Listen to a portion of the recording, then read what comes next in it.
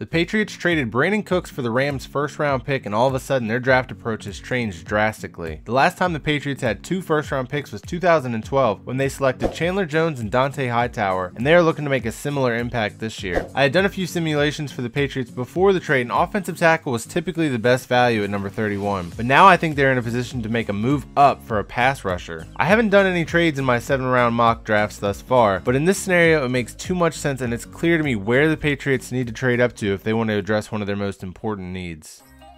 In the first round, I have the Patriots trading up to number 15 with the Green Bay Packers to select Boston College edge rusher Harold Landry. The Patriots probably could have won the Super Bowl with a little more pass rush. Harold Landry is the second best pass rusher in this draft and could fit their hybrid defense perfectly. I really liked last year's 3rd round pick Derek Rivers, and he will be a bonus for them this year after tearing his ACL before his rookie season. Rivers and Landry could pair up for a dynamic young pass rushing duo. Some scouts are down on Landry after his 2017 season was less impressive than his 2016 season, but I'm a believer that injuries limited him last year and then he's going to be drafted based on his 2016 ceiling. Positional value needs to be factored in also, and that's why I think he'll be drafted much higher than the late teens, early 20s like he's currently being projected. I think the Green Bay Packers will either have to take Landry themselves or trade down with someone who's willing to move up for him, because I don't see him falling past number 15.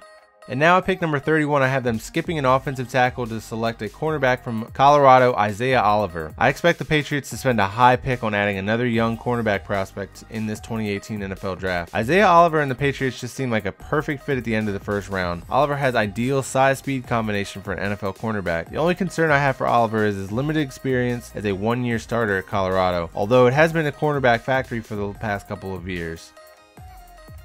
In the second round at pick number 63, I have the Patriots selecting Oregon offensive tackle Tyrell Crosby. In a lot of my mocks, I've had the Patriots addressing the offensive tackle position much earlier than this, but the defenders are going to go quickly in this draft, and I see some potential in some of these later offensive tackles. Tyrell Crosby is one of the sleepers in this class. I love offensive tackles that bring a mean streak to the position and aren't just big guys getting in the way. When you are a man of this size, go out there and inflict some legal punishment on guys, and that's what Crosby does. He's got experience playing left tackle and right tackle, and Belichick likes his offensive linemen to be flexible. Adrian Waddle might be taking over a left tackle next year, and that would allow Crosby to slide in at right tackle until further notice. In the third round at pick number 95, I have the Patriots selecting Richmond quarterback Kyle Lauletta. The Patriots are going to get a developmental quarterback in this draft because they cleaned out their stock last season. Kyle Lauletta seems like an ideal Boy Scout quarterback prospect for the Patriots. He was a team captain at Richmond, comes from a football family, and is very accurate with the football. I don't think the heir to Tom Brady is actually in this draft class, and if I was picking for the Patriots,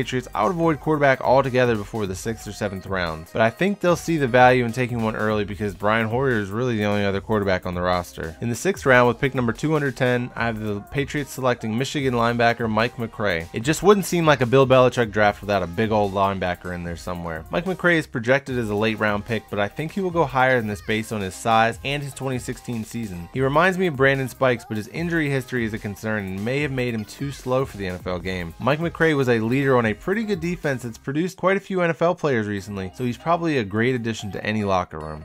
And in the 7th round with pick number 219, I have the Patriots going back to Colorado to select running back Phillip Lindsay. After losing Dion Lewis, the Patriots could use another running back with a similar shifty running style. Phillip Lindsay is another guy who has football running through his veins. He runs with a Napoleonic complex, if that makes sense. He's an aggressive runner despite his small stature, and he could surprise bigger defenders in the NFL that underestimate him. I'm telling you, if this guy was 6 foot tall, he would be a second-day prospect easily. Alright, that's going to do it, guys. I appreciate you guys checking out this video. I appreciate the guys that shouted out the Patriots for me to do next. If you've got a team that you'd like me to try to squeeze in before the draft, go ahead and comment them below. Draft is quickly approaching, guys. I'm going to try and get to as many teams as possible, but I can't promise that I'm going to hit your team. I'm going to do my best. Please hit like, please subscribe, and I will see you in the next video.